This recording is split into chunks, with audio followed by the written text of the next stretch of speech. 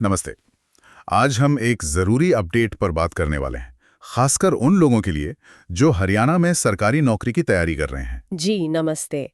हाँ, हरियाणा कर्मचारी चयन आयोग मतलब HSSC ने कॉमन एलिजिबिलिटी टेस्ट CET 2025 के लिए संशोधित गजेट अधिसूचना जारी की है। अच्छा, CET 2025। जी ये तो ग्रुप सी और ग्रुप डी पदों के लिए होता है ना? बिल्कुल, ये एक तरह से आप कह सकते हैं पहला और बहुत जरूरी स्टेप है उन भर्तियों के लिए। और जहां तक हमें पता चला है, ये एक प्रारंभिक परीक्षा है। मतलब इसके स्कोर के आधार पर कैंडिडेट्स को मेन एग्जाम के लिए शॉर्टलिस्ट किया जाएगा। बिल्कुल, हाँ सही कहा आपने। जितनी भी वैकेंसीज होंगी उसके 10 गुना उम्मीदवारों को बुलाया जाएगा मुख्य परीक्षा के लिए। 10 गुना? जी हाँ, 10 गुना। और जो फाइनल सिलेक्शन होगा वो मेन एग्जाम के मार्क्स पर ही बेस्ड होगा। तो CET सिर्फ क्वालिफाइंग हुआ एक तरह से। हाँ, क्वालिफाइंग है, लेकिन वो 10 गुना वाला क्लॉज उसे काफी अहम बना देता है।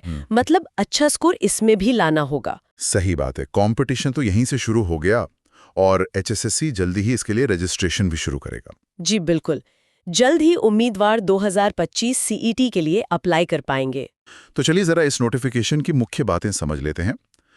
भर्ती HSSC कर रहा है, ग्रुप सी और डी के पद हैं। नोटिफिकेशन आया है 27 मई 2025 को। हाँ, और सारी जानकारी hssc.gov.in पर मिल जाएगी। इंपॉर्टेंट डेट्स क्या है? एप्लीकेशन कब से शुरू हुए हैं? देखिए, आवेदन 28 मई से शुरू हो रहे हैं और 12 जून तक चलेंगे। बस 12 जून तक?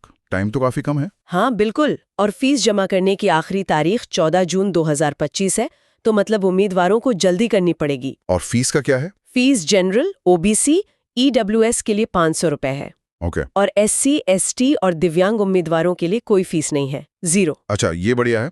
पेमेंट तो ऑनलाइन ही होगा? हाँ, ऑनलाइन मोड से ही पेमेंट करनी होगी। ठीक है। अब आते हैं एलिजिबिलिटी पर। Age limit? एज लिमिट 18 से 42 साल है, 1 जनवरी 2025 के हिसाब से। 18 से 42?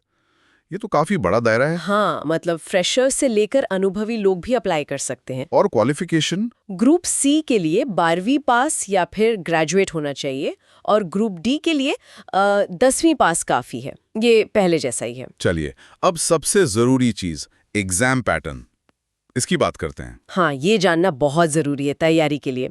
कुल 100 सवाल होंगे, 100 नंबर के। 100 सवाल, 100 नंबर। और टाइम? टाइम मिलेगा 1 घंटा 45 मिनट, मतलब पौने 2 घंटे। और नेगेटिव मार्किंग का क्या है? वो एक राहत की बात है, नेगेटिव मार्किंग नहीं है इसमें। अच्छा, तो मतलब सारे सवाल अटेम्प्ट किए जा सकते हैं? हाँ बिल्कुल, पर ध्यान रखना होगा कि टाइम मैनेजमेंट बहुत जरूरी होगा। सवाल 100 है और टाइम पौने 2 घंटे। सही बात है।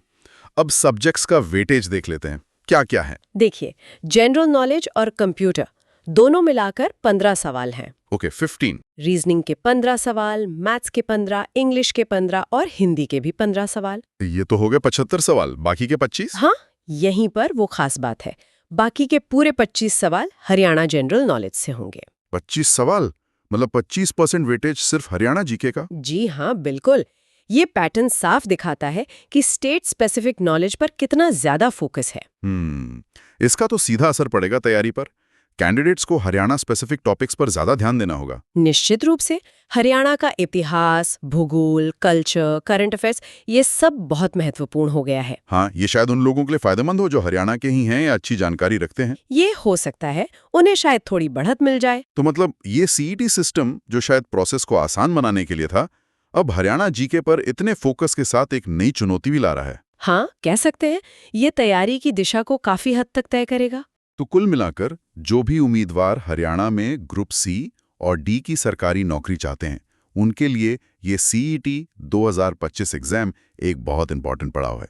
बिल्कुल, अब तैयारी में जुटने का समय है और खासकर हरियाणा जीके वाले सेक्शन पर फोकस करना होगा। सही। और सभी को ऑफिशियल वेबसाइट hssc.gov.in चेक करते रहना चाहिए लेटेस्ट अपडेट्स और ऑनलाइन एप्लीकेशन के लिए। जी हाँ, वो बहुत जरूरी है। चलिए, जाते जाते एक सवाल छोड़ जाते हैं सोचने के लिए।